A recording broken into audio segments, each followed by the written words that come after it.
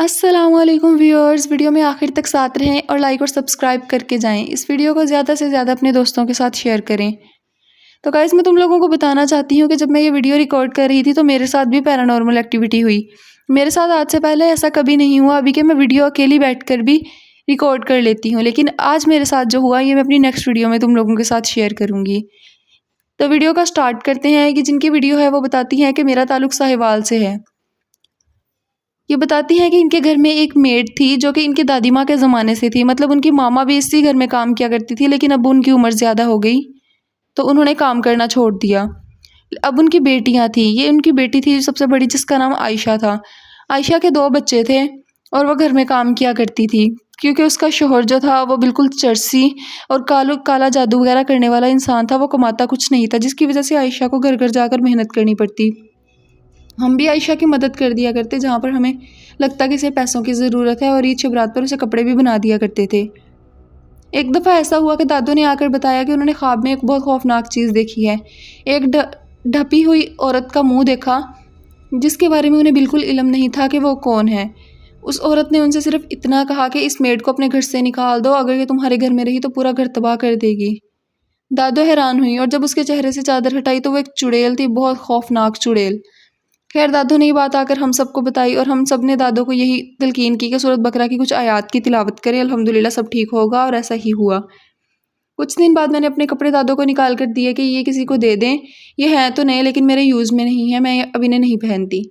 تو ان میں سے ایک کرتی دادو کو بہت پسند آئی اور دادو کہہ رہی تھی کہ میں یہ اسے عائشہ کو دے دیتی ہوں، لیکن ماما نے ہی مانی۔ ماما نے کہا کہ اس کا شوہر کالا جادو وغیرہ کرواتا ہے، گھر میں مسئلے ہوں گے، لیکن دادو کو پتہ نہیں کیا سوچی، انہوں نے کسی سے بھی مشورہ کیے بغیر وہ کرتی دے دی۔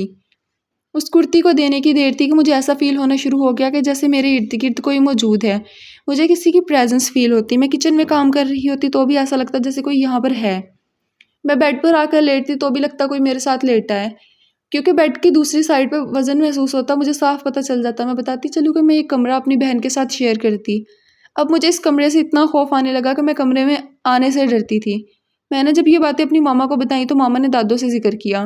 دادو نے کہا کہ 4 کل، آیت الکرسی اور سورۃ بقرہ کے آخری رکوع کی تلاوت کر کے سو جایا کرو۔ میں نے ایسا کیا۔ اب مجھے ایسا محسوس نہیں ہو رہا تھا کہ میرے ساتھ کوئی لیٹا ہے، لیکن جب میں چلتی پھرتی کوئی کام کرتی تب مجھے کسی کی پریزنس فیل ہوتی، اور یہ چیز میرے لیے بہت خوف کا باعث تھی۔ خیر جب میں نے دوبارہ سے ماما سے اس بات کا ذکر کیا تو ماما نے بابا کو بتایا۔ بابا ایک عالم صاحب کو بلا کر لائے۔ عالم صاحب رشتے میں ہمارے کزن بھی لگتے تھے۔ انہوں نے آ کر جب حساب کتاب لگایا تو انہیں یہ بات سمجھ میں آ گئی۔ انہوں نے مجھے ایک گلاس میں پانی دیا اور کہا اس گلاس میں جھانکو۔ جب میں نے اس گلاس میں دیکھا تو دیکھتے ہی دیکھتے وہ پانی پنک کلر کا ہو گیا، اور دیکھتے ہی دیکھتے اس کا رنگ اور زیادہ گہرا ہونے لگا اور وہ لال رنگ کا ہو گیا۔ یہ ساری چیزیں بہت ہی زیادہ پیرانارمل تھیں۔ خیر اس کے بعد انہوں نے میرے سر پر ہاتھ رکھا اور مجھے کہا اس گلاس کے باٹم میں دیکھو تمہیں کچھ نظر آئے گا۔ جب میں نے گلاس کے باٹم میں دیکھا مجھے کتے کی شکل نظر آئی، جس کو دیکھ کر میں بہت زیادہ گھبرا گئی۔ اس کے بعد انہوں نے مجھ پر کچھ پڑھ کر پھونکا اور انہوں نے کہا کہ یہاں سے چلی جاؤ۔ میں چلی گئی۔ میری خالہ بیٹھی تھی، انہوں نے مجھے تھوڑا ریلیکس فیل کروانے کے لیے کہا کہ چلو آؤ کہیں باہر چلتے ہیں۔ جب میں باہر جانے کے لیے اپنے کمرے میں دوبارہ کپڑے چینج کرنے آئی تو مجھے ایسے لگا کہ جیسے میری ونڈو میں سے کسی نے چھلانگ لگائی ہو اور کوئی بہت نیچے کوئی چیز گری۔ جب میں نے جھانک کر دیکھا تو وہ ایک کالا سایہ تھا۔ اس کے بعد انہوں نے 2 مٹکے دیے اور کہا کہ صبح سحر کے ٹائم مطلب طلوع فجر کے وقت پر ان مٹکوں میں آگ لگانی ہے اور یہ 2 دن تک کرنا ہے۔ خیر ایسا ہی کیا گیا۔ اس کے بعد انہوں نے بتایا کہ کالا جادو اس پر نہیں بلکہ عائشہ پر کیا گیا تھا، اور عائشہ نے اس کی کرتی پہنی تھی جس کی وجہ سے اثرات اس پر آئے تھے۔